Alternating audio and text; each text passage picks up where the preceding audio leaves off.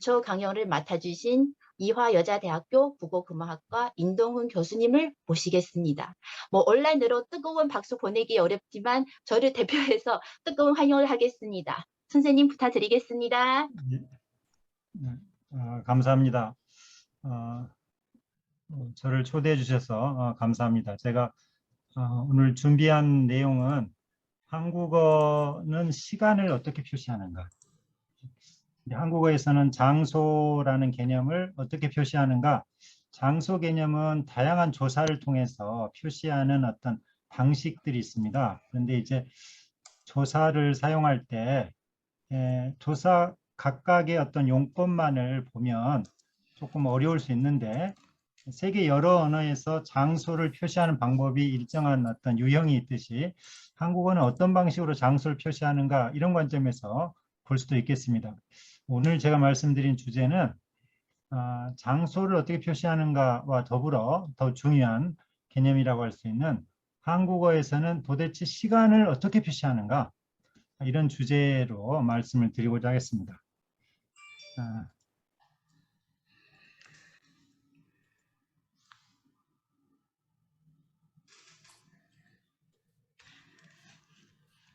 자, 우선 한국어에서 시간을 어떻게 표시하는가, 이런 어떤 질문을 할 때 제일 처음 우리가 접하는 문장이 두 가지가 있습니다. 과거는 이렇게 표시하는 것 같다. 철수가 책을 읽었다. 그러면 어제 철수가 책을 읽었다. 작년에 철수가 책을 읽었다. 이게 과거를 이렇게 표시하는구나. 그러면 현재는 어떻게 표시하는가? 철수가 책을 읽는다. 지금 철수가 책을 읽는다. 이 문장이 현재를 표시하는구나. 그래서 두 문장을 비교해 보면 어시라고 하는 것이 과거를 표시하는구나. 느는 현재를 표시하는구나. 이런 어떤 가설을 세워볼 수가 있겠습니다. 그런데 문장 이해를, 자료를 조금만 바꿔서 철수가 읽은 책, 이것도 과거죠. 작년에 철수가 읽은 책, 지난달에 철수가 읽은 책, 이것도 과거인데, 읽은 과거인데도 불구하고 어시 쓰이지 않았다는 사실을 금방 알 수 있습니다. 철수가 읽는 책, 지금 읽는 책, 여기에는 이제 느라는 게 쓰이고 있지만, 그래서 우리가 앞서 세웠던 가설에 어긋나는 판례, 과거를 표시할 때도 어시 쓰이지 않을 수 있구나, 꼭 어시 쓰여야 되는 건 아니구나, 이런 생각을 할 수 있겠습니다. 그리고 또 하나 예를 살펴보면 철수가 책을 읽었어. 지난달에 철수가 책을 읽었어. 어제 철수가 책을 읽었어. 이거 과거가 되는데요. 지금 철수가 책을 읽어. 이거 현재죠. 그래서 이 철수가 책을 읽어, 이 예를 보면 현재를 표시할 때도 는이 쓰이지 않는구나. 앞에서 현재를 표시할 때는 는이 쓰인다라는 가설을 세웠는데 현재를 표시할 때도 는이 쓰이지 않는구나. 자, 다시 위로 넘어가 보면, 그러니까 어순 과거를 표시하고 느는 현재를 표시한다라는 이 가설이 둘 다 맞지 않는 사례가 있다라는 것을 알 수 있겠습니다. 그래서 이런 현상을 놓고 봤을 때 우리가 어떤 가정을 해볼 수 있겠습니다. 가령 문장 속에 안겨 있는 구성일수록 보수적이다. 이제 문장이라는 것이 이렇게 속에 이제 내포가 되어 있는 어떤 문장, 이렇게 포유문 속에 내포가 되어 있는 문장일수록 변화에 더디다, 보수적이다, 이렇게 가정을 해볼 수가 있겠고요. 어미들은 새로 생길 수가 있죠. 새로 생긴 어미일수록 개신적인 새로운 어떤 형식을 선호한다. 이 두 가지 가정을 해볼 수 있겠습니다. 이 두 가지 가정에 따라서 위에 있는 자료를 한번 분류를 해보면 이렇게 다로 끝나는 것은 어디 안겨 있는 것이 아닌데요. 철수가 읽은, 철수가 읽는, 이것은 관형사절로서 모두 속에 안겨 있는 거죠. 이렇게. 그래서 이건 안겨 있지 않고 안겨 있고, 그 다음에 어와 같은 어미는 19세기에 새로 생긴 어미입니다. 그래서 이 어와 같이 새로 생긴 어미와 다처럼 예전 고대 한국어부터 쓰였던 어떤 어미, 이렇게 구분을 해보자. 이렇게 자료를 일단은 분류를 해보자, 이런 생각을 할 수 있겠습니다. 그 다음에 그러면 먼저 보수적인 환경, 안겨있는 문장, 관형사절에 쓰이는 예를 먼저 보면은요, 이 관형 구성이라는 게 이런 거죠. 그러니까 읽은, 읽는 이런 예를 먼저 보겠다는 겁니다. 이것을 보수적이다라고 우리가 가정을 한 거죠. 입증을 한 건 아니고 네, 연구하기 위해서 가정을 했습니다. 그래서 그 예를 보면은 그러면 간 사람 그러면 과거고, 가는 사람은 현재고, 먹은 밥 하면 과거고, 먹는 밥은 현재라는 말이죠. 그래서 여기 보면 간과 먹는은 과거를 표시하고 가는과 먹는은 현재를 표시한다는 것을 알 수가 있습니다. 그랬을 때 간과 가는을 어떻게 분석할 것인지를 한번 생각을 해보겠습니다. 간과 가는을 분석하는 가장 간단한 방법은 어간이라는 가에 어미 니은이 붙었다. 먹이라는 어간에 어미 은이 붙었다. 이렇게 분석을 해보겠습니다. 이렇게 분석했을 때는 어떤 문제가 있느냐? 자, 그럼 가는과 먹는은 어떻게 분석하냐면 가에 니은이라는 관형사형 어미가 있고 그 앞에 느가 옵니다. 먹는은 먹에 니은이라는 관형사형 어미가 있고 그 앞에 느가 오고 있습니다. 그러면 요 가, 니은, 먹, 은을 분석해서 여기에서 니은과 은 때문에 과거로 해석이 된다. 이렇게 가정을 했을 때는 요 느 뒤에 오는 니은은 과거가 아니거든요. 그래서 니은, 는을 가, 니은과 먹, 은으로 분석을 했을 때 니은과 은이라고 하는 것은 앞말에 받침이 없으면 니은이 쓰이고 앞말에 받침이 있으면 은이 쓰이는 변형이죠. 그래서 이 니은의 의미가 느 뒤에 올 때와 동사어간 바로 뒤에 올 때 의미가 달라진다는 점에서 이렇게 분석하기는 어렵겠구나 이런 생각을 할 수 있습니다. 왜냐하면 간, 먹은 직결되는 과거의 의미는 가는, 먹는에서는 존재하지 않는데 똑같이 니은이나 이 니은 때문에 과거 의미가 존재한다고 봤을 때는 가는, 먹는의 현재 의미는 설명하기 어렵다는 말씀입니다. 그래서 남은 가능성은 느와 대립되는 영표현, 보이지 않은 영표현이 있다고 상정할 수 있다는 거죠. 여기는 가, 느, 니은 이렇게 분석을 하고 여기는 가, 제로, 니은 이렇게 영표현이 있다. 그러면 영표현이 있다는 걸 어떻게 하느냐? 언중들이 느가 있고 느와 대립되는 느가 빠진 어떤 형식이다. 이렇게 인식을 하면 이 영표현의 존재가 있는 것이죠. 이런 가능성이 있다. 입증한 건 아니고요. 두 번째, 가는은 가던 형하고도 대립합니다. 가는 사람도 있고 가던 사람. 그래서 요 가는을 가, 느, 니은으로 분석하면 가던은 가, 더, 니은 이렇게 분석하겠죠. 먹는 밥, 먹던 밥 그러면 먹, 느, 니은, 먹, 더, 니은. 이 니은이라는 것은 관형사형이고 앞에 느와 더가 오는 것이죠. 그래서 이제 느는 더와도 대립을 합니다. 그런데 이때 더의 의미가 무엇일까 생각을 해보면 먹은 밥도 과거고 먹던 밥도 과거입니다. 둘 다 과거인데 먹은 밥은 밥을 뭔가 다 먹은 것 같은 느낌이 드는 반면에 먹던 밥은 밥을 먹다가 중단했다. 아직 먹는 사건을 다 완결하지 못했다. 이런 의미를 우리가 이제 추측해 볼 수가 있습니다. 거기서 뽑아낼 수가 있죠. 그래서 이때 더는 단순한 과거의 뜻이 아니라 과거의 뜻과 더불어 먹던 밥에서 보듯이 어떤 사건이 완결되지 못했음을 표시한다라는 것을 알 수 있습니다. 그러면 더는 상황이 과거에 발생했음을 표시하되 그것이 미완결이다라는 것을 함께 표시한다는 것을 알 수 있습니다. 자, 그러니까 더가 그렇다면 더하고 느가 대립을 하기 때문에 느의 의미 역시 단순히 현재만을 표시하지 않을 가능성이 있구나. 자, 이렇게 짐작할 수 있겠습니다. 자, 그러면 이제 보수적인 환경에 대해서 좀 살펴봤는데 이제는 조금 내포되지 않은 환경, 내포되지 않은 환경에서 살펴보겠습니다. 다로 끝나 있는 내포되지 않은 환경, 안겨 있지 않은 환경에 대해서 살펴보면은요. 자, 철수가 간다, 철수가 갔다 이렇게 서술 구성이라고 불러보겠습니다. 철수가 간다, 갔다. 그러면 가, 니은다 이렇게 분석할 수 있죠. 니은이 현재를 나타내는구나. 철수가 갔다 그러면 가, 왔다. 앗이 과거를 나타내는구나. 이렇게 분석을 할 수가 있겠습니다. 자, 먹는다, 먹었다는 먹는다. 는이 현재를 나타내고 먹었다가 어시 과거를 나타내는구나. 라는 걸 알 수 있습니다. 그런데 이 다와 같은 어미 앞에서는 이렇게 앞말에 받침이 있느냐 없느냐에 따라서 니은과 는으로 이렇게 두 개로 변형으로 나타납니다. 그런데 구나와 같은 어미 앞에서는 가는구나 먹는구나처럼 앞말에 받침이 없을 때도 는, 먹처럼 앞말에 받침이 있을 때도 는 이렇게 나타납니다. 그래서 가는구나 같구나를 분석하면 가, 는, 구나, 는이 현재를 나타내고 가, 앗구나, 앗이 과거를 나타냅니다. 그런데 의문형 어미를 보면 먹느냐 보면은 야가 의문형 어미죠. 그 앞에 현재는 느, 먹었느냐는 야가 의문형 어미인데 언느가 과거를 나타냅니다. 그리고 이 경우는 앞말에 받침이 있느냐 없느냐에 상관없이 가느냐 먹느냐 다 느 하나로만 나타납니다. 그래서 정리하자면 형사형음이 다 앞에서는 앞말에 받침이 있느냐 없느냐에 따라서 니은과 는으로 나타나고 구나 앞에서는 앞말에 받침이 있든 어떤 상관없이 는으로만 나타나고 의문형음인 야 앞에서는 앞말에 받침이 있느냐 없느냐에 따라 상관없이 느로만 나타나죠. 그리고 과거는 다 앗이나 엇은 이제 모음조화에 따라서 양성모음이냐 음성모음이냐에 따라서 이제 달라지는 것이죠. 그리고 언느라는 특이 형태가 있는 것이고.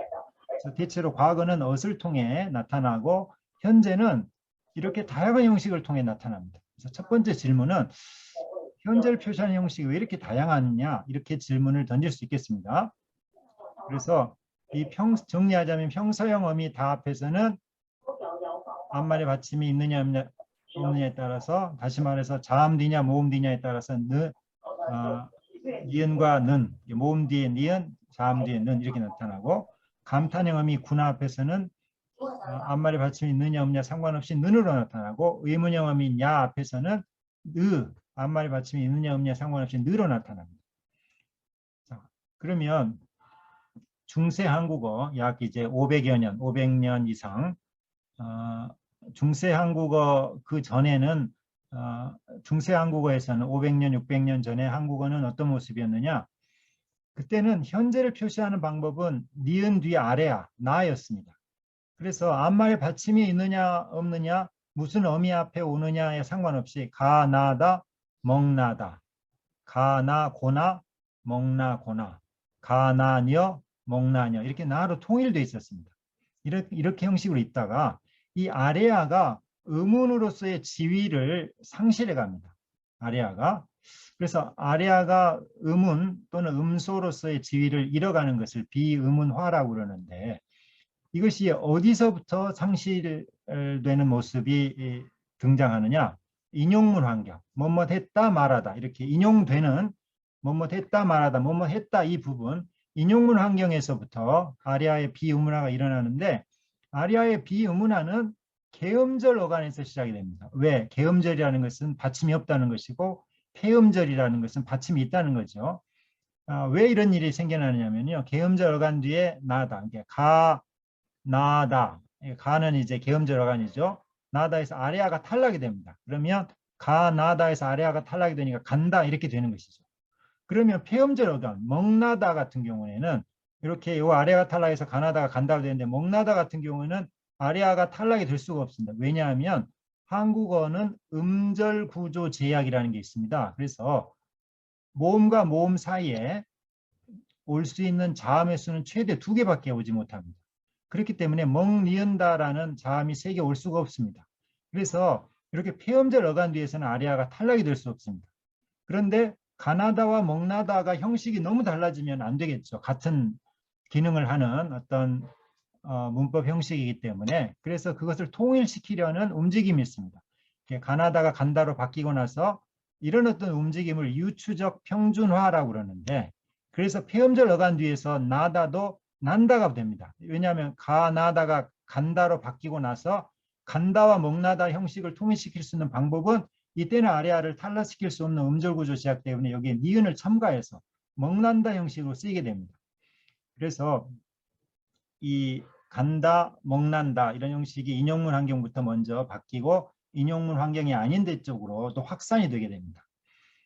그런데 이제 평서문 어미 다 앞에서 이런 식의 변화는 평서문의 일종인 감탄문에도 확산됩니다.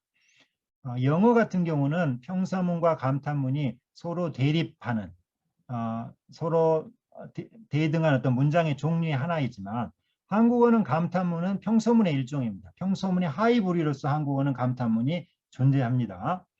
그래서 이 평서문의 일종의 감탄문에도 확산이 돼가지고 이 나고나에서는 난고나로 바뀌게 됩니다. 그러니까 다 앞에서 그런 변화가 이루어지고 나서 니은이 다 첨가된 형식으로 바뀌고 나서 나고나로 확산이 되기 때문에 이 감탄문 어미 앞에서는 앞말에 받침이 없느냐 상관없이 다 난 형식으로만 쓰이게 된다는 겁니다. 그리고 아래아는 나중에 의로 바뀌게 되죠. 다른 문장 유형인 의문문의 어미는 기존의 나 형식을 그대로 유지한 채 아래아가 의로만 바뀐, 그래서 느로 모음만 바뀝니다. 이제 이게 욕조 효과라고 그래가지고요. 욕조 속에 몸이 들어가면 머리하고 다리가 보이고 배는 물속에 잠겨 있죠. 그래서 머리하고 다리 부분이 잘 보인다는 것이죠.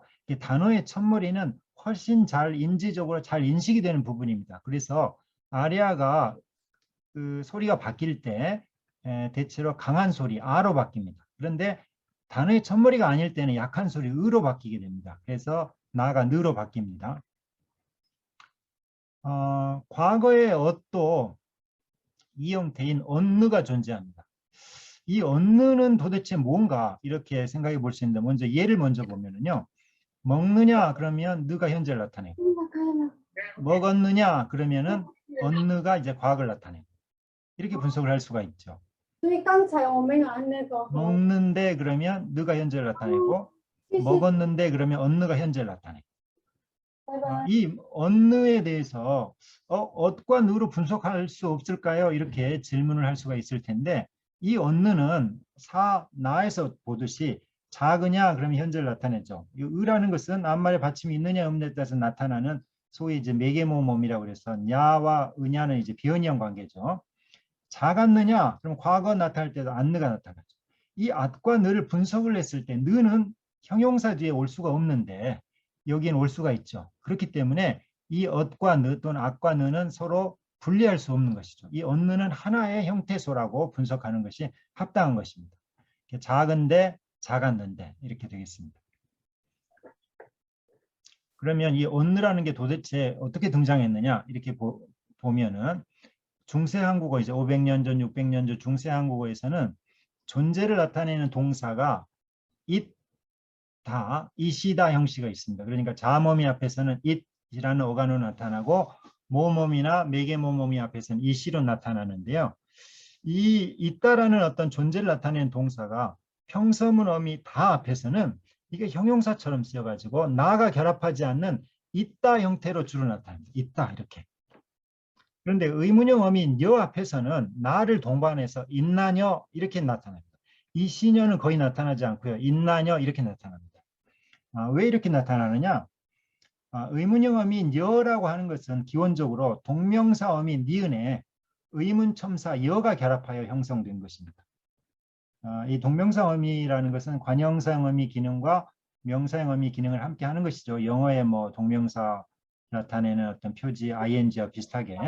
그래서 요게 명사처럼 쓰이는 니은에 첨사 여가 붙어서 니어가 등장한 것입니다. 그렇기 때문에 요 관형사형 어미 니은이 들어있는 형식이기 때문에 나가 쓰였을 거라고 추정이 됩니다. 아무튼 이 엇이라고 하는 것은 있다, 요 있다 형태, 있다 구성이 문법화해서 엇이 등장하는데 여기에 대해서는 또 말씀드리겠습니다. 이 평서문과 달리 의문형에서는 나를 동반한 있나 구성이 문법화에 참여합니다. 왜냐하면 의문형 어미에서는 이렇게 나를 동반한 형태가 쓰였다고 그랬죠. 이 자체가. 그렇기 때문에 있나 형이 문법화에 참여해서 있나가 언느로 발달하게 됩니다. 그래서 이 언느라는 것이 이렇게 등장했고요. 그런데 이제 먹었느냐는 과거를 나타내고 먹느냐는 현재를 나타내는데 실제로 많은 사람들이 먹었느냐 먹느냐 하면 아유 좀 예스러운 표현이다 이렇게 생각을 하고 대부분의 사람들이 먹었냐 먹냐 또는 먹었니 먹니 이런 형식을 쓰게 됩니다. 이렇게 변화했는데 이렇게 변화하는 이유는 뭐냐? 느가 탈락한 형식이 아닙니다. 이것은 언느와 느라는 대립 방식, 언느를 통해서 과거를 나타내고 느를 통해서 현재를 나타내는 대립 방식에서 엇이 들어가고 빠지고 엇이 들어가면 과거, 엇이 빠지면 비과거 이런 형식으로 대립 관계가 변화를 한 것입니다. 이건 이제 구형이고요. 이건 신형입니다. 사용 빈도가 높은 종결형에서 과거가 언느로 표시되는 현상은 안정적이지 못합니다. 이런 까닭에 냐 앞에서 언느, 느의 대립이 엇과 제로의 대립으로 변화했다고 볼 수 있겠습니다. 자, 그러면 관형 구성, 우리가 이제까지 살펴본 관형 구성과 서술 구성의 대립 관계를 조금 놓고 보면은 관형 구성에 나타나는 느는 더하고도 대립하고 영형식하고도 대립하고, 서술 구성에 나타내는 느는 엇과 대립하고 엇의 이 형태인 언느와 대립한다. 이렇게 볼 수가 있겠습니다. 그런데 여기서 하나의 공통점은 느는 관형 구성에 나타나든 서술 구성에 나타나든 비록 대립 형식에서 차이는 있지만 모두 형용사와의 결합에 제약이 있습니다. 느는 형용사와 결합할 수 없습니다. 그러면 왜 느는 형용사와 결합할 수 없을까? 이런 질문을 던져보겠습니다. 먼저 이제 시간 안정성이라는 어떤 개념을 한번 살펴보면은요. 시간 안정성이라는 것은 시간이 쭉 흘러도 변화가 없는 거죠. 시간이 흘러도 변화가 없는 정도, 이것을 시간 안정성의 정도입니다. 이걸 척도로 표시를 하자면 명사는 시간이 흘러도 거의 변화가 없습니다. 그래서 명사는 안정성이 높고요. 동사는 시간이 흐르면 변화가 많죠. 뭐 먹다 그러면 뭐 30분, 1시간, 2시간에 따라서 다르고요. 먹는 어떤 모습도 조금씩 달라지는 것이죠. 동사는 이제 시간 안정성이 낮습니다. 형용사는 그런데 시간 안정성이 중간에 위치합니다. 명사와 동사에. 그래서 언어에 따라서 형용사의 위치는 명사 쪽에 가깝게 놓이기도 하고 동사 쪽에 가깝게 놓이기도 합니다. 명사 쪽에 가깝게 놓이는 형용사를 지니는 언어는 명사성 형용사를 지니는 언어다, 이렇게 볼 수 있고요. 동사 쪽에 가깝게 놓이는 형용사를 지니는 언어는 동사성 형용사를 지니는 언어다, 이렇게 볼 수 있겠습니다. 영어 같은 경우에 영어의 형용사는 명사성 형용사죠. 명어의 형용사는 그래서 독자적으로 서술어가 될 수 없습니다. 잘 아시겠지만 뭐 비동사라든지 또는 다른 식의 연결동사가 꼭 필요해야 되는 것이고요. 한국어의 형용사는 동사성 형용사죠. 일본어의 형용사는 명사성 형용사와 동사성 형용사를 둘 다 가지고 있습니다. 그래서 이 한국어는 동사성 형용사를 지니고 있는데, 그러면 이 동사성 형용사와 동사의 한 부류인 상태동사를 한번 비교해 보겠습니다. 한국어를 외국인에게 가르칠 때 한국어의 형용사가 좀 특이하다고 생각을 해서 한국어의 형용사를 상태동사, 한국어의 동사를 동작동사 이렇게 불러서 가리키는 경우가 간혹 있는데 이것은 큰 잘못입니다. 한국어의 형용사는 상태동사와 완전히 다릅니다. 그래서 상태동사를 불러서는 안 되는 것이죠. 자, 상태동사와 형용사는 공통점이 있습니다. 어떤 공통점이 있느냐? 순간에 이르기까지 균질성해 보입니다. 그러니까 사랑하다 그러면은요, 1초 단위로 쭉 쪼개도 그 사랑하다라는 어떤 그 상태가 균질하게 유지가 됩니다. 1초 단위, 더 작은 어떤 초로 쪼개도.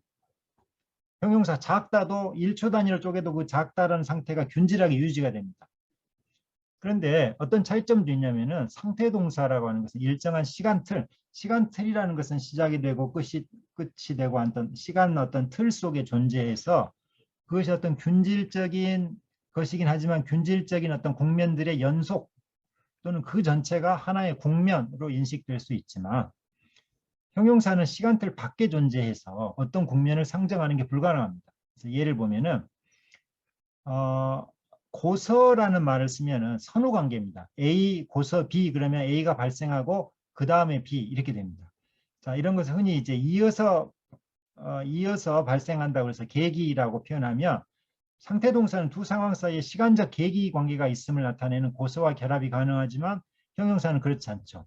예를 들어서 가까운 사람을 사랑하고서 남을 사랑하라. 이건 되죠. 사랑하다라는 것은 상태동사니까.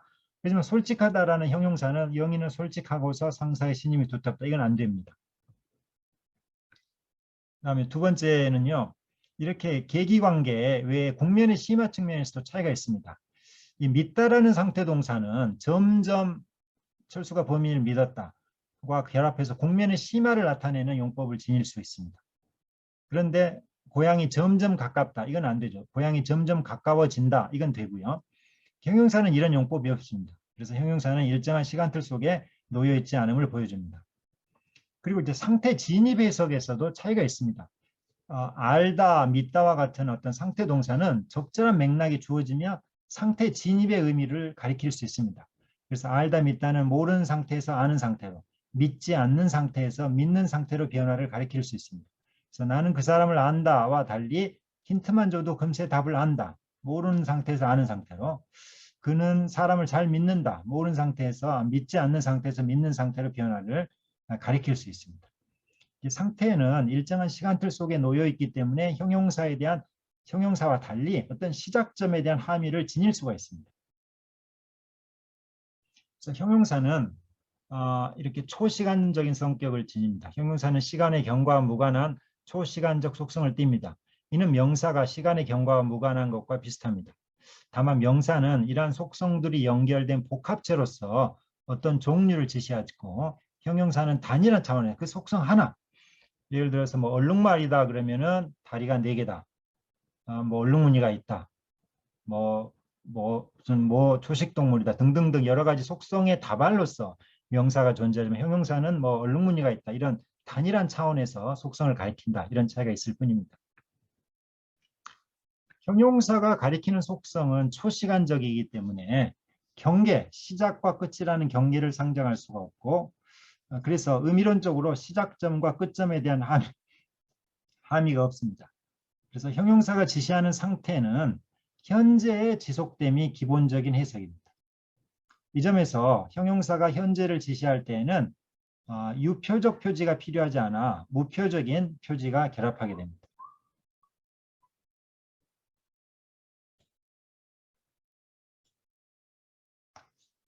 상황을 크게 상태와 동작으로 구분할 때 상태는 발화시 말을 하는 어떤 시점에 성립하는 것으로 해석됨이 가장 자연스럽지만 동작은 진행 중인 것이 아닐 때는 발화시에 성립되는 것으로 해석되기가 어렵습니다.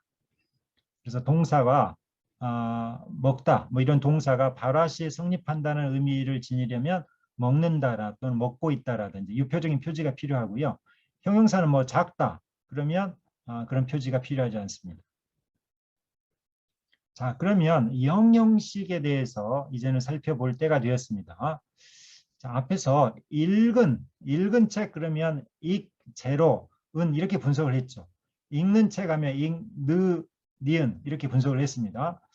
여기에서 이 영형식, 느와 대립되는 영형식의 범주가 무엇인가? 이런 질문을 던져볼 수 있겠습니다. 자, 시간과 관련된 문법 범주는 크게 2가지가 있습니다. 하나는 시제고 하나는 상입니다. 중국어에서는 이런 상이라고 하는 것을 흔히 뭐 체라고 많이 하죠. 학자마다 여러 가지 용어는 다르지만 이 상이라고 하는 학술 용어가 등장한 것은 그렇게 오래되지 않았습니다. 자, 이 시간적 속성을 문법적으로 표시하는 범주가 되겠습니다.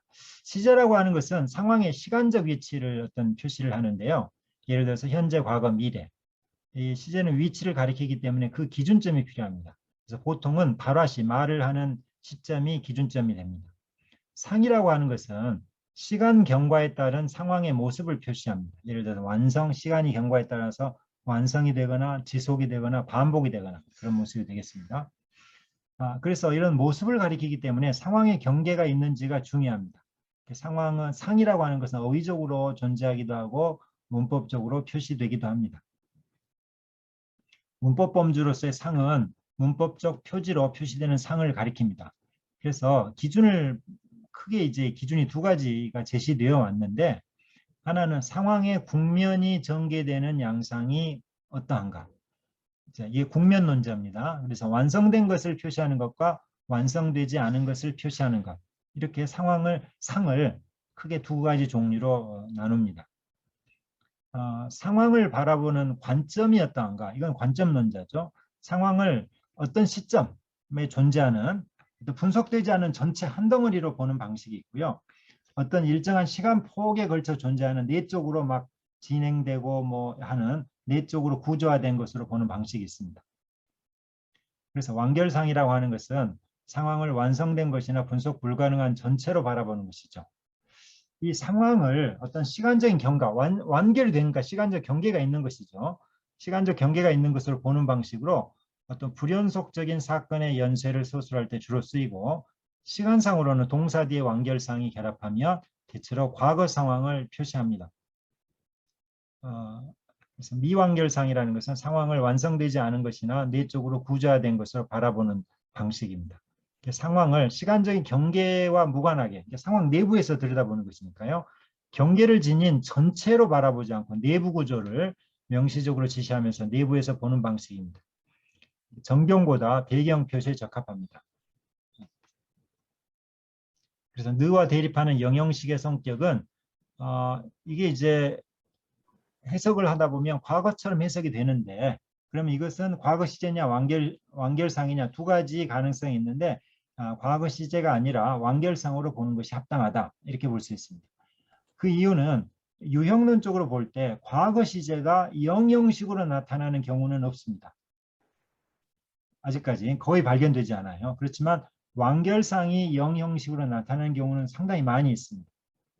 두 번째, 영형식이 과거 시제를 나타낸다면 형용사 뒤에 결합하는 영형식은 설명하기 어렵습니다. 예를 들어서 앞으로 다시 한번 쭉 보면은요.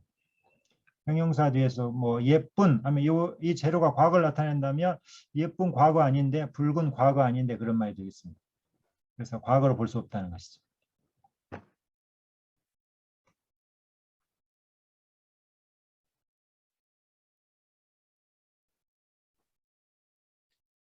자, 완결상의 형식은 어떤 표지가 없는 무표적인 완결상을 지니는 언어도 있고요. 표지가 있는 유표적인 완결상을 지니는 언어도 있습니다. 예컨대 뭐 영어에서 off나든지 up 이런 어떤 부사류가 완결상 표지로 발달하는 언어도 있습니다. 그러면 그런 것은 유표적인 완결상을 지니는 언어가 되겠죠. 한국의 완결상은 무표적입니다. 그래서 어휘 항목이 문법 항목으로 발달한 경우가 아니기 때문에 전형적인 의미가 따로 있다기보다 미완결상 요소와의 대립을 통해 그 의미가 규정됩니다. 자, 읽는다와 읽었다의 대립에서 어세 문법 범주는 무엇이냐? 앞에 이제 느는 이제 그 제로는 완결상 보는 게 좋다 이렇게 얘기했는데, 어세 문법 범주는 무엇이냐? 두 번째, 읽다, 읽제로다 이렇게 완결상 제로가 쓰인 읽제로다 이런 형식으로 쓰이다가 읽었다로 바뀐 이유는 무엇이냐? 어은 어떻게 등장하였나 이렇게 질문을 던질 수 있겠습니다. 이 읽제로 이런 형식은 한국어의 어떤 관형사절에서는 뭐 읽은 책 여전히 쓰이고 있죠. 옛날 방식이. 그렇죠? 읽었다가 되는 것은 서술 구성에서는 어시 쓰이는 형식으로 바뀌었지만 관형 구성에서는 옛 모습을 그대로 유지해서 읽은 책, 이 제로 형식을 여전히 쓰이고 있다는 것이죠. 이 완결상 제로는 일기문, 신문의 제목, 제호와 같은 특수한 문체를 제외하면 서술 구성에서 사라졌습니다. 예를 들어서 신문의 기사 제목으로 4.11 총선 현장을 가다, 총선 현장을 갔다는 뜻이죠. 허영호라는 어떤 등산가가 에베레스트 정상에 오르다라는 신문 제목, 올랐다는 뜻이 되겠습니다. 이런 경우 아니면은 거의 사용되지 않습니다. 뭐 일기 쓸 때 나는 드디어 내가 사랑하는 사람을 만나다, 오늘 드디어 사랑하는 사람을 만나다 이렇게 쓸 수도 있겠죠. 관형 구성에서는 여전히 완결상 제로가 동사 뒤에서 과거 표시 기능을 하지만 서술 구성에서는 어시 새로이 과거 표지 역할을 하게 됩니다. 과거 표시 영역에서 제로와 어시 다층화 현상을 보입니다. 다층화라는 것은 문법화가 자주 일어나는 시제상과 같은 기능적 영역에서 출현 시기와 기원이 다른 둘 이상의 문법 형식이 공존하고 상호작용하는 현상을 가리킵니다. 그러면 이 옷이 발달한 원인이 뭐냐 이런 질문을 던질 수 있겠죠. 왜 옷이 등장했지? 시제 중 가장 뚜렷이 인식되는 과거가 영형식을 통해 표시되는 상황은 안정적이지 못합니다. 두 번째, 완결상이 현재 완결상 자리는 한국어에서 공백으로 있습니다. 그래서 이것을 해결하기 위한 방법입니다. 그럼 현재 완결상 공백과 어의 초기 형식인 어이시 어떻게 활성화되느냐는 밀접히 관련이 되어 있습니다. 자, 미완결상은 뒤에서 설명을 드리겠지만 느를 통해서 미완결상 현재를 표시하고 더를 통해서 미완결상 과거를 표시합니다. 그래서 미완결상은 과거 현재를 다 표시할 수 있죠. 그러나 동사의 완결상은 과거를 표시할 뿐 현재는 표시하기 어렵습니다. 그래서 완결상은 상황을 시간적 경계가 있는 것으로 보기 때문에 발화 순간에 제시되는 상황이 동시에 시간적 경계가 있는 것으로 유계적인 것으로 제시될 수 없기 때문입니다. 그래서 이 어떤 현재 완결상의 공백을 메우기 위해서 이가 없으면 잇몸이 필요하죠. 그래서 잇몸이 등장합니다. 완결상 현재라는 이는 없지만 결과 상태가 잇몸 역할을 할 수 있습니다. 동사의 행위가 완결되고 그 결과로 나타나는 현재의 상태는 현재 완결상의 의미를 표현할 수 있습니다. 이게 근데 죽어있다. 쥐가 죽어있다. 죽어있다는 것은 결과 상태죠. 이 결과 상태라는 구성이 현재 완결상의 의미를 표현할 가장 적합한 어떤 그 형식이 되겠습니다. 그래서 체계상 공백인 완결 현재를 표시하기 위해 어휘 구성이 나타나는 결과 상태의 의미가 활성화됩니다. 그래서 어휘 구성은 끝점이 있는 상황을 표시하는 종결동사부터 활성화됩니다. 끝점이 있다라는 것은 행위가 가령 뭐 집을 짓다 그러면 행위가 끝나는 것이죠. 이렇게 끝점이 있는 상황을 나타나는 동사부터 어있다가 활성화되기 시작해서 적용 환경을 확대해 갑니다. 그래서 이제 중세 한국어에서는 어잇은 뭐 자동사, 타동사 할 것 없이 다 결합할 수 있었습니다. 심지어 형용사 뒤에도 결합할 수 있게 됩니다. 어휘 구성이 문법화가 되는데 첫 번째 아까 말씀드린 것처럼 결과 상태 또는 결과 이렇게 번역해도 되겠습니다. 결과의 의미를 표시하던 어잇이 완료의 의미로 발달하고 나중에는 과거의 의미까지 발달하게 됩니다. 이것은 이제 의미의 일반화고 또는 의미의 탈색이라고 할 수 있겠습니다. 이러한 의미 변화에 발맞춰 형식도 간략화돼서 어잇이 어수로 변화합니다. 의문론적인 축소가 일어납니다. 요컨대 어은 결과 상태, 완료, 과거의 문법화 단계를 거쳐 형성됩니다. 결과 상태가 완료로 발달하는 경우는요. 의미와 분표면에서 발생하는데 의미면에서 변합니다. 현재 결과의 의미에서 현재 관련성의 의미로 일반화하게 됩니다. 그래서 이제 결과 상태는 과거 행위의 결과 존재하는 현재 상태를 가리키고 완료는 과거 행위이긴 한데 완료는 과거에 초점이 있는데 그것이 현재와 관련되어 있다는 것을 표시합니다. 영어에서도 I have my watch stolen 그러면은 내가 지금 시계를 잃어버렸는데 그래서 내가 지금 시계가 없다 이런 현재 관련성을 나타내죠. 전자는 행위의 결과, 현재 결과에 초점이 있는 거죠. 결과 상태는 약간 현재 시제에 가까운 것이고요. 그 다음에 완료는 과거 사건인데 현재 관련성이 있는 것이죠. 후자는 행위 자체에 초점이 있습니다. 분포면의 변화가 있는데요. 끝점이 있는 상황을 가리키는 종결 동사에만 적용되던 형식이 점차 종결동사, 비종결동사 모두에 적용되는 영역으로 확대가 일어납니다. 완료라는 것이 종결동사에 결합하면 결과 상태의 의미로도 해석될 수 있고 그런데 비종결동사에 결합하면 과거에서 현재까지의 기간 동안 해당 상황이 발생했다는 경험 영어에서도 I have been to Paris 그러면 난 프랑스에 갔다 온 적이 있다 이런 경험의 의미가 있죠.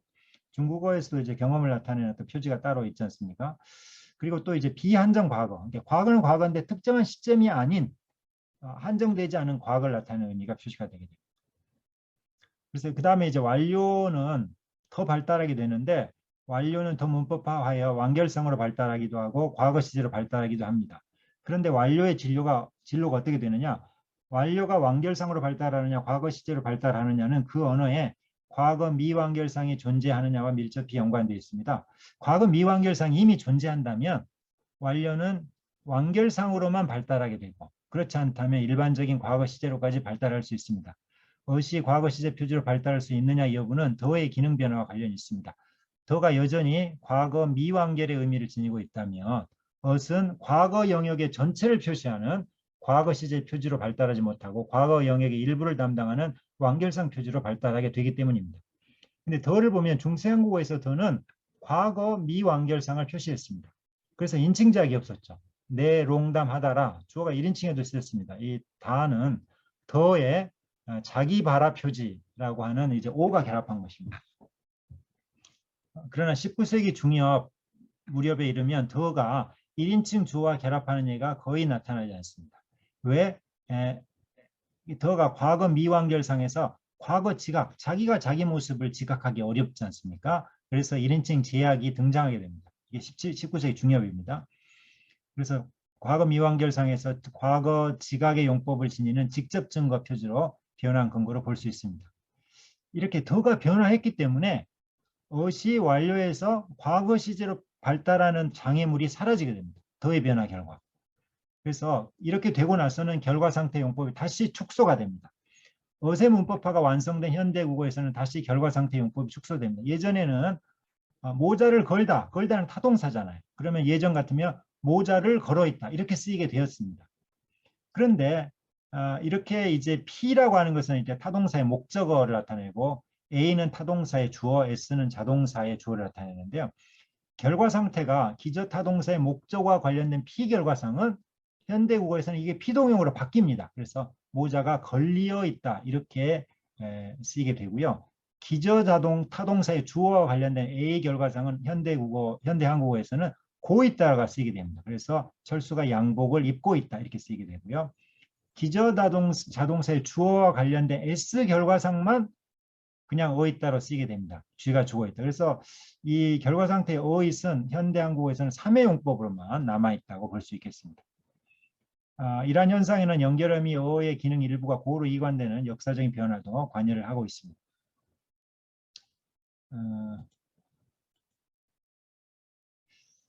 우리가 이제 잔존 현상이라고 하는데 문법학 각 단계에서 발생하는 의미들이 완전히 사라지지 않고 잔존함으로써 현대국어에서 어의 다양한 용법에 반영되어 있습니다. 예컨대 못생겼다, 닮았다, 말랐다는 어시 결합되어 있죠. 근데 어시 결합되어 있는데 과거처럼 느껴지지 않지 않습니까? 왜 이런 일이 생겨나느냐? 이것은 말랐다류는 현재 상태를 표시하고 아직도 말랐어, 여전히 못생겼어 이렇게 수식을 받기 때문에 결과상태 용법이 잔존한 것입니다. 이들은 매우 얼마나의 수식도 받아 현재의 상태를 기술하는 형용사와 비슷한 용법을 지닙니다. 의미를 지닙니다. 그러니까 결과상태에서 완료에서 과거로 발달했지만 여전히 일부 단어에는 화석처럼 결과상태 용법이 잔존해 있다. 그렇죠? 네, 완료 용법도 좀 잔존해 있습니다. 자, 꽃이 피었다, 알았다류는 과거 사건이 현재와의 관련성을 보이는 완료의 용법이 잔존한 것입니다. 특히 알았다류는 상태 동사의 어시 결합하여 상태 변화를 표시함으로써 과거 사건이 현재와 관련되어 있음을 보입니다. 뭐라고 하면 네 알았습니다 이렇게 하잖아요. 그러면 이것은 완료의 용법으로 쓰는 거죠. 누가 뭐라고 이렇게 지시하거나 명령을 하면 네 알았습니다 이렇게 쓰는 거죠. 이 완료로 해석되는 어은 맥락이 달라지면 과거의 어으로 해석될 수 있습니다. 가령 영희는 결혼했다 그러면 완료죠. 지금 미혼이 아니고 기혼이다. 영희는 결혼했다. 그렇지만 이것은 맥락에 영희는 작년 7월 5일에 결혼했다. 그러면 과거죠. 그렇게 이 어은 결혼하다와 같은 말 뒤에 쓰이는 어은 완료로도 해석될 수도 있고 맥락에 따라서 과거로도 해석될 수 있다. 이렇게 볼 수 있겠습니다. 형용사의 어잇이 결합한 구성이 등장하게 됩니다. 형용사는 형용사 제로 형식을 통해서 현재 상태를 표시할 수 있기 때문에 굳이 결과 상태를 나타내는 어잇이 필요하지 않습니다. 그런데 결과 상태의 어잇이 활성화되어 형용사에까지 결합하게 되면서 형용사 뒤에 오는 어잇형은 형용사 뒤에 오는 제로형에 비해 일시적인 상태를 표시하는 기능을 하게 됩니다. 그래서 길다에 비해서 길어 있다는 좀 일시적인 생생한 표현으로서 길다를 표시하게 됩니다. 어시 과거 시제를 표시하게 되면서 이건 중세한국어 얘기입니다. 형용사 뒤에 오는 엇 역시 과거를 표시하게 되었습니다. 형용사 뒤에 오는 엇은 가장 뒤늦게 과거를 표시하게 됩니다. 19세기 자료만 보더라도 형용사 뒤에 결합하는 엇은 현재 상황을 지시하는 용법이 상당히 많이 있다는 것을 알 수 있습니다. 그러면 엇이 어떻게 등장하느냐? 종결동사의 완료의 엇이 결합한 구성입니다. 자, 종결동사는 끝점이 있는 종결동사에 완료를 나타내는 어시 결합하면 어시 과거 시제 표지로 발달하더라도 여전히 현재와의 관련성이라는 의미를 떼어내기 어렵습니다. 예컨대 봄이 오다. 봄이 오면 끝나는 거죠. 꽃이 피다. 꽃이 피면 끝나는 것이죠. 같은 종결 상황은 시작점이 아니라 끝점에 초점이 놓이기 때문에 현재와 무관한 해석을 지니기 어렵습니다. 이런 구성에서 그 화면이 안 바뀌었어요. 그 파일이 다시 그 2로 안 넘어가 있어요. 화면에는. 그래요? 예. 지금 계속 완을 네네.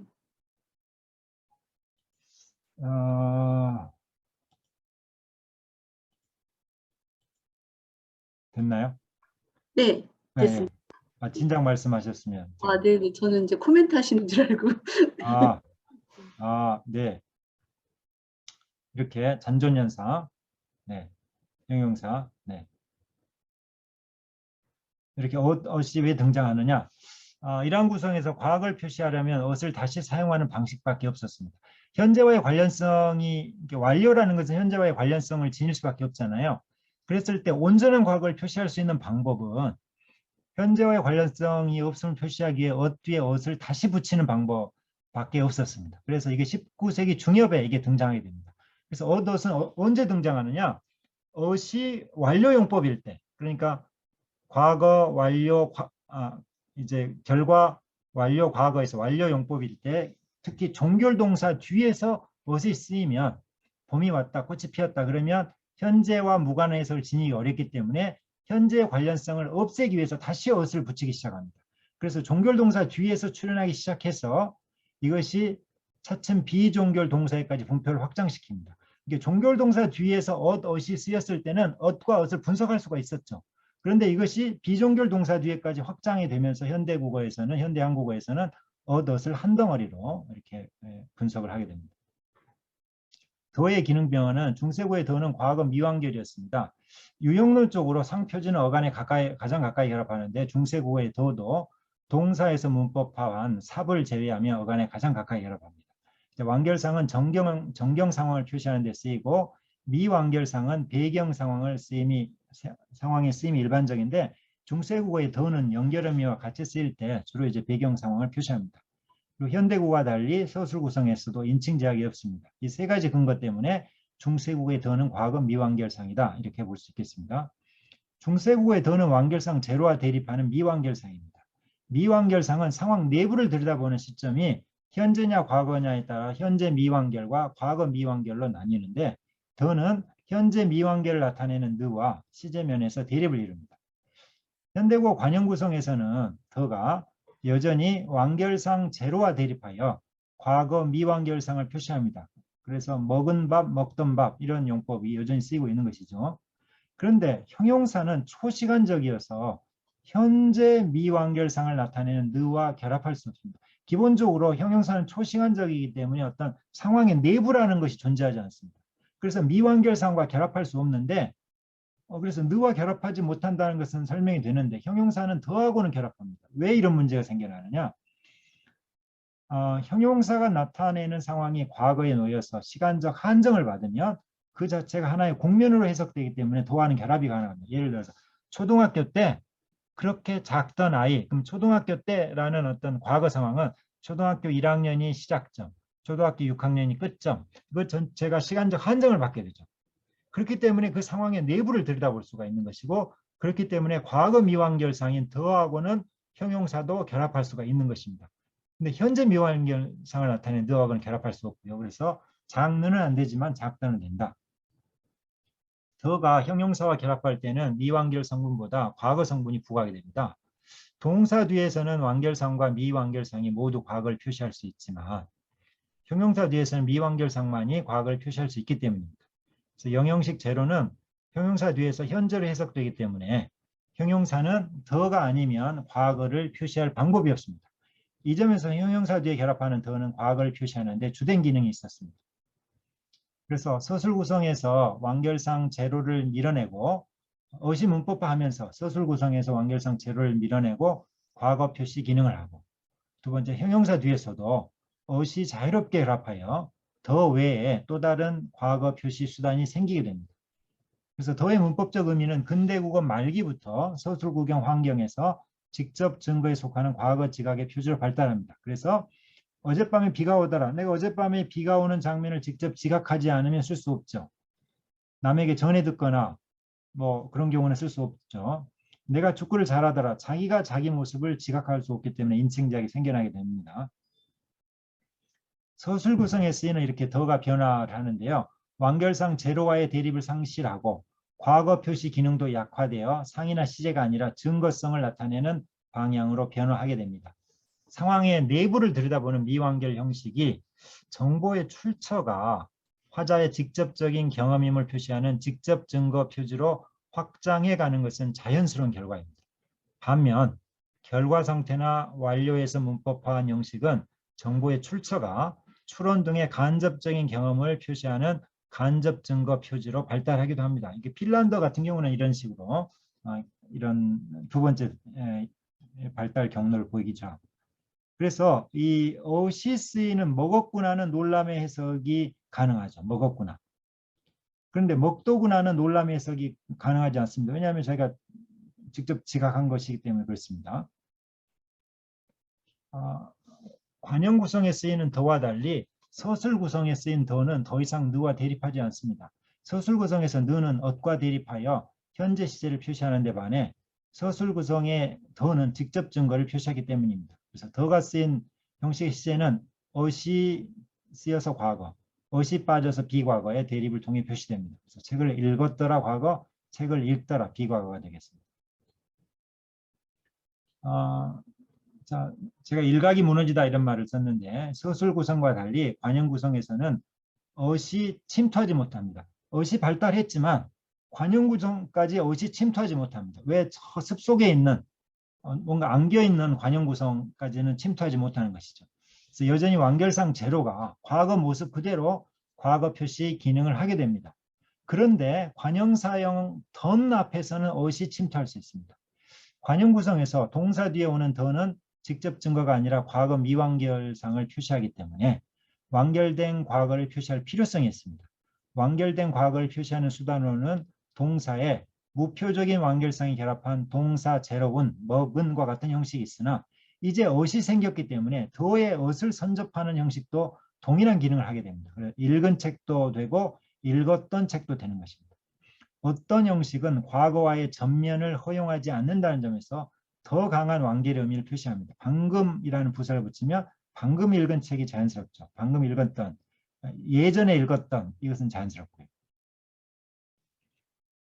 동사 뒤에 오는 던 어떤 형식과 달리 형용사 뒤에 오는 던 어떤은 의미 차이가 별로 없습니다. 관형사절에서 형용사 뒤에 오는 던은 과거를 표시하는 유일한 표지이기 때문에 미완결 성분보다 과거 성분이 부각되기 때문입니다. 그래서 형용사 뒤에서는 던과 어떤의 의미 차이는 거의 없습니다. 그래서 던과 어떤의 의미 차이가 없는 구형과 신형의 관계에 해당됩니다. 작던 이렇게 쓸 수도 있고 작았던 이렇게 쓸 수 있습니다. 어시 쓰였다고 해서 더 과거의 의미가 생겨나거나 그렇지는 않습니다. 이 느의 문법적 의미가 달라집니다. 이제 우리 핵심으로 돌아왔습니다. 중세 한국어에서는 현재 미완결을 나타내는 느의 기능이 분명했죠. 동사 어간 뒤에서는 느 외에는 현재를 표시할 방법이 없었기 때문입니다.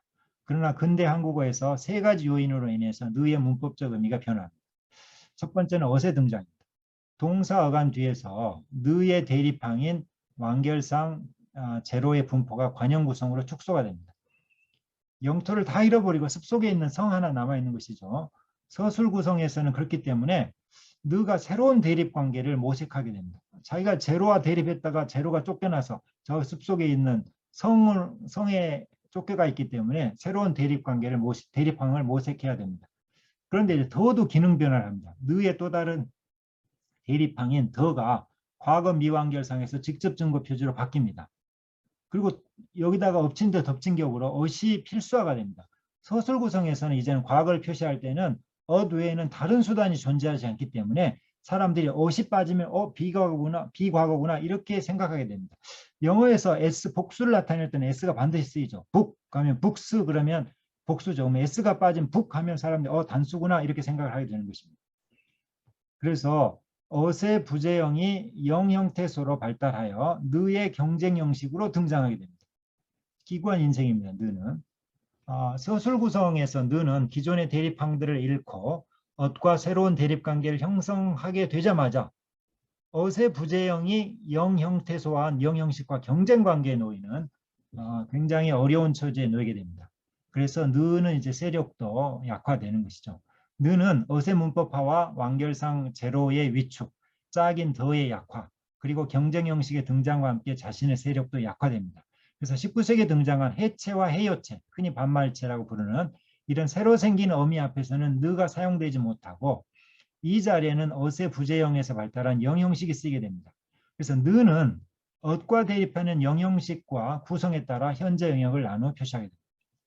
다류 어미 앞에서는 느가 엇과 대립해서 현재를 표시하고 어류 어미 앞에서는 제로, 엇이 빠졌을 때 나타나는 비과거로 인식되는 제로, 영어에서 북스에서 s가 빠지고 북하면 북 뒤에 제로가 결합했다. 이 제로는 단수다. 이렇게 해석하는 것과 비슷한 경우가 되겠습니다.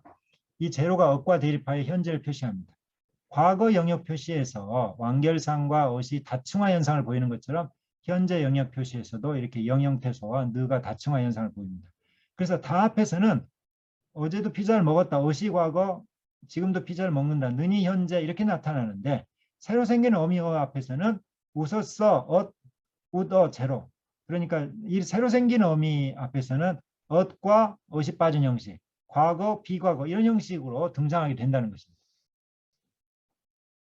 서술 구성에서 느는 현재 시제 형식으로 변화하였지만 분포면에서는 느가 현재 미완결일 때 모습을 유지하여 여전히 형용사와의 결합 지역을 지닙니다.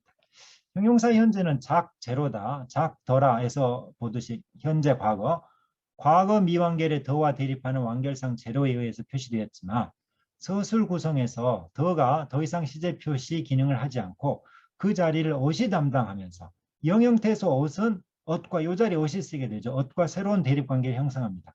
이에 따라 형용사에서는 완결상에서 비과거로 재해석된 영형태소가 여전히 현재를 표시하게 됩니다. 그 결과 현재 시제 형식으로 변한 느는 형용사 환경까지 침투하지 못합니다. 이 느가 이제 현재 시제, 느라는 것이 이제 현재 미완결상 현재를 나타내다가 현재 시제, 상표지에서 시제 표지로 발달했다 이렇게 말씀을 드렸는데 소술 구성에서.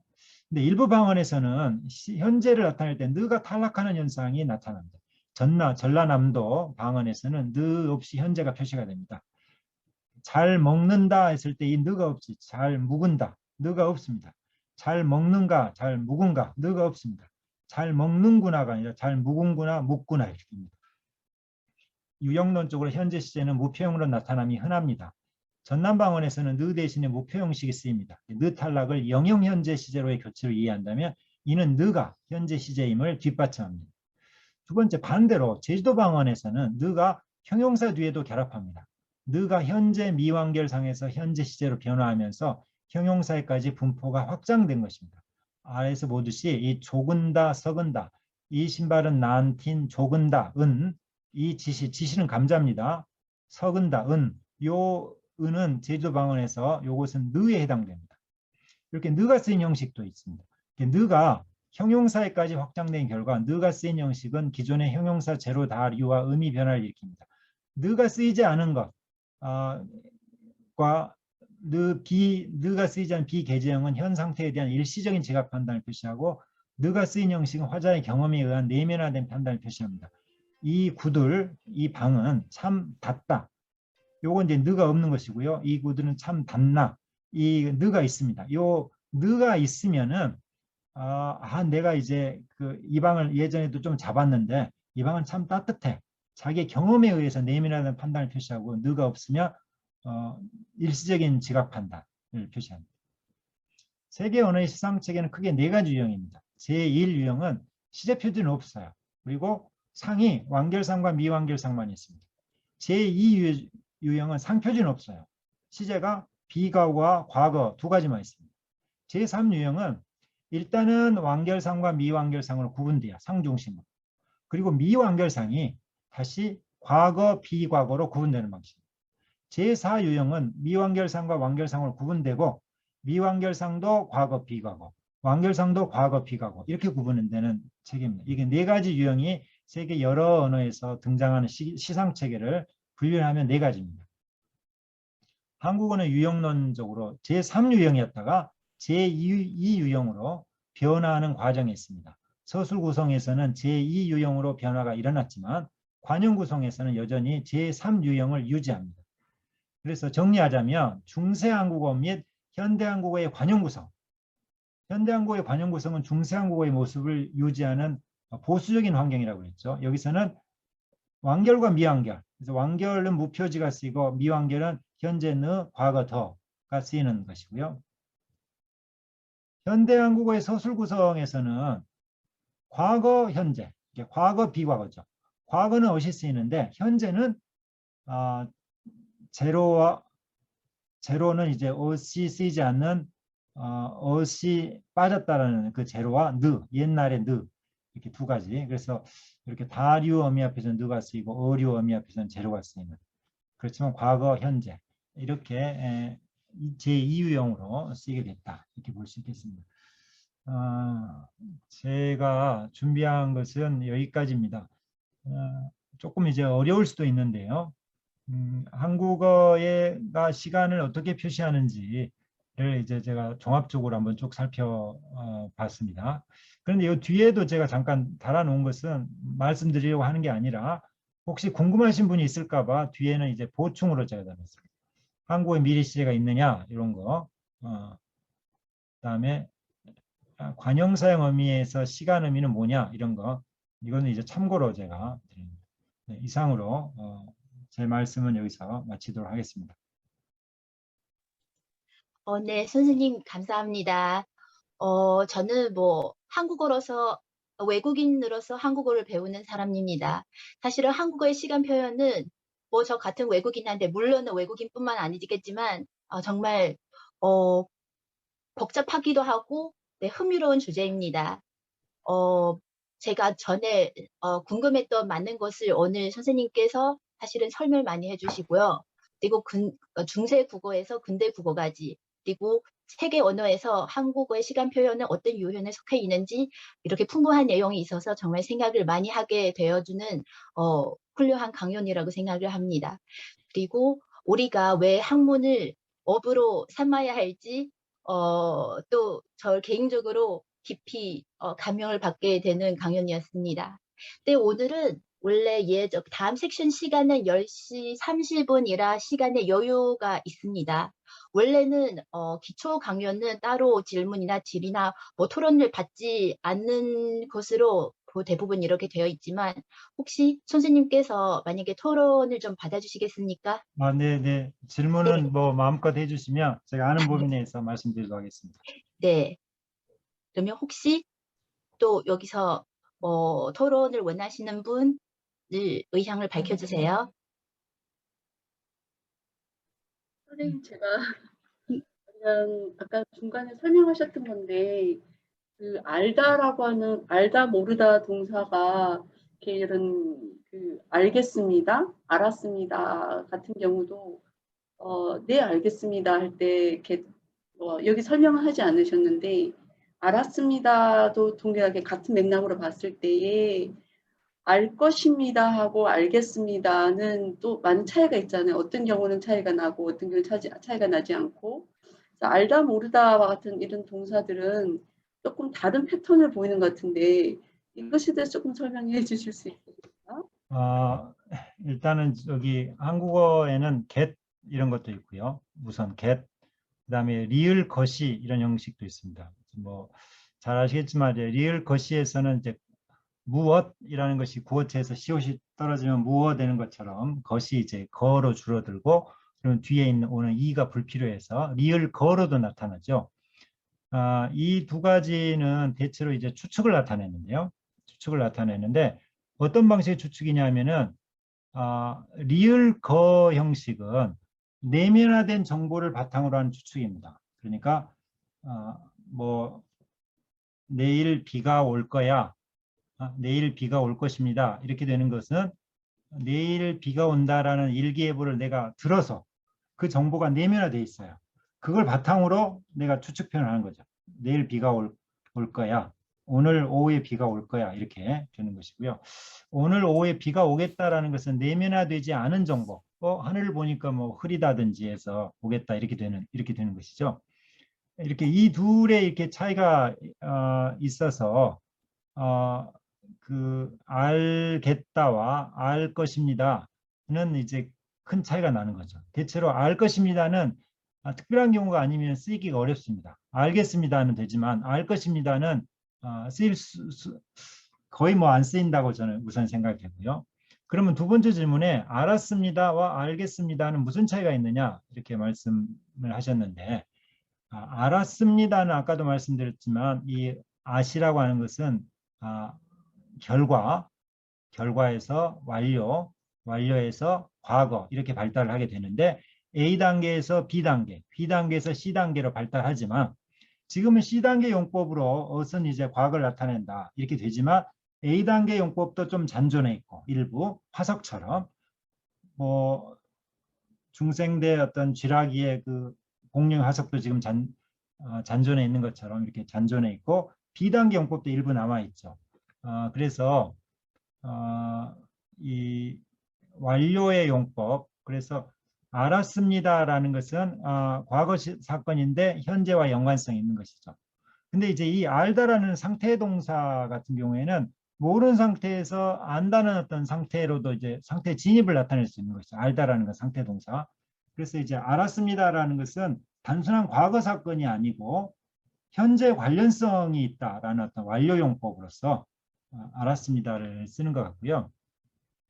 알겠습니다 이렇게 쓰는 경우는요. 계시라고 하는 것은 어떻게 발달을 하게 되냐면은 뭐뭐 개하여 있다에서 발달하게 됩니다. 개하여 있다. 중세 한국어에서 개는 뭐뭐 도록의 의미와 거의 같습니다. 뭐뭐 하도록 되어 있다 이런 정도가 됩니다. 뭐뭐 하게끔 되어 있다 이렇게 예정의 뜻이 되겠습니다. 그래서 이 알겠습니다라고 이렇게 사람들이 쓰는 경우는 이 get이 어떤 예정의 뜻에서 뭐 추측의 뜻으로 발달하는 이런 어떤 문법화의 어떤 경로하고도 관련이 되고요.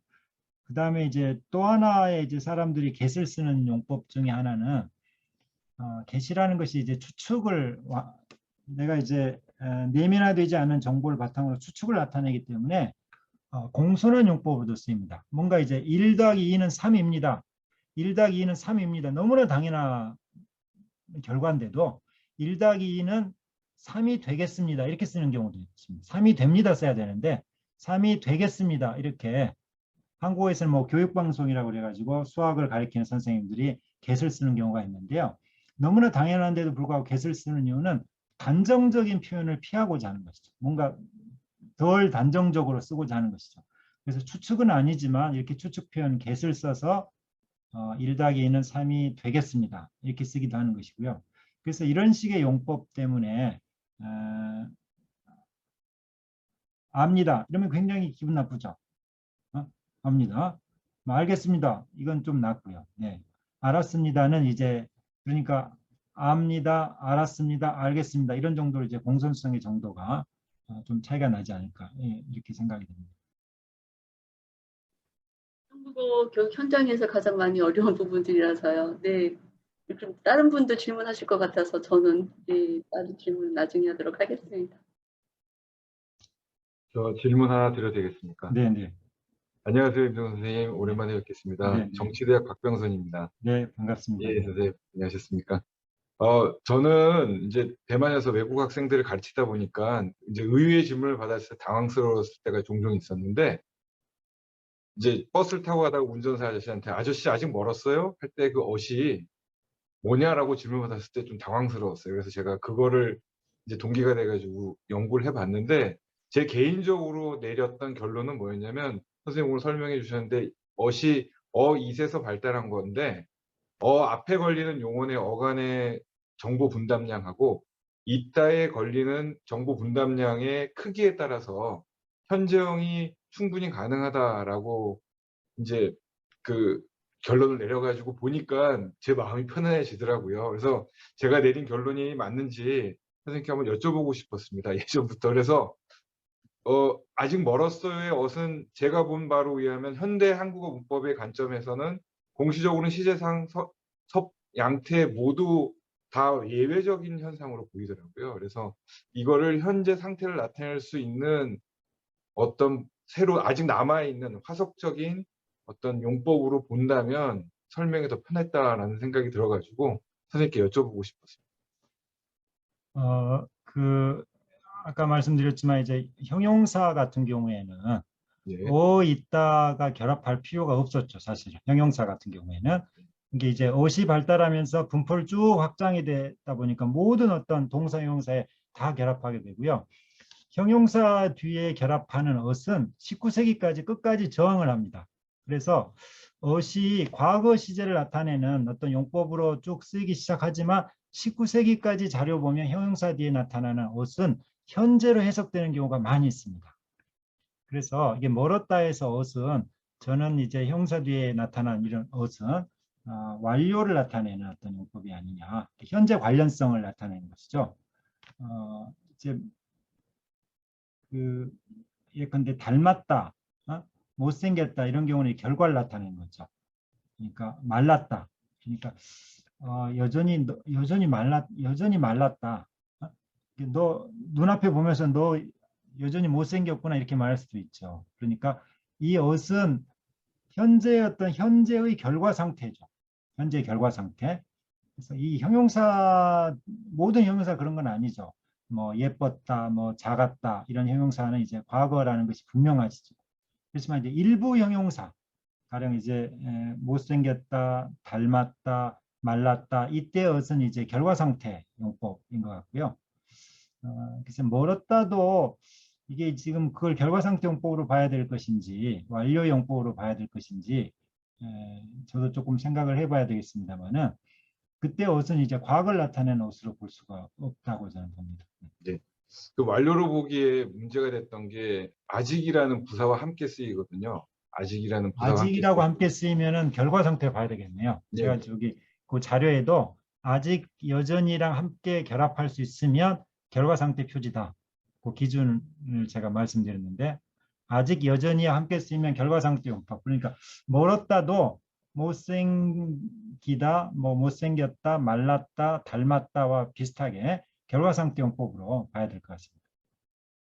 근데 그 멀다의 또 하나의 특징이 비록 품사는 형용사지만 동작 지향성이 있어야지만 쓸 수 있거든요.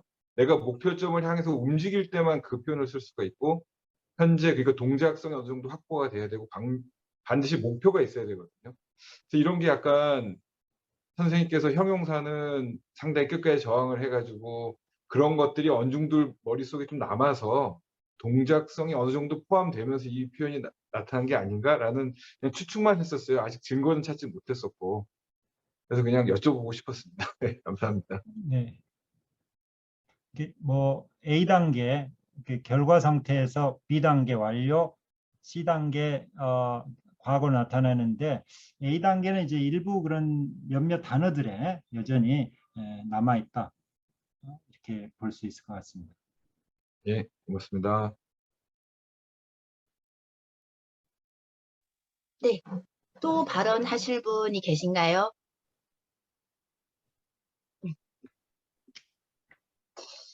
네, 오늘 강연뿐만 아니라 토론까지 받아주셔서 더 좋은 시간을 만들어주신 것 같습니다. 인동훈 선생님한테 다시 한번 감사의 뜻을 표합니다. 감사합니다.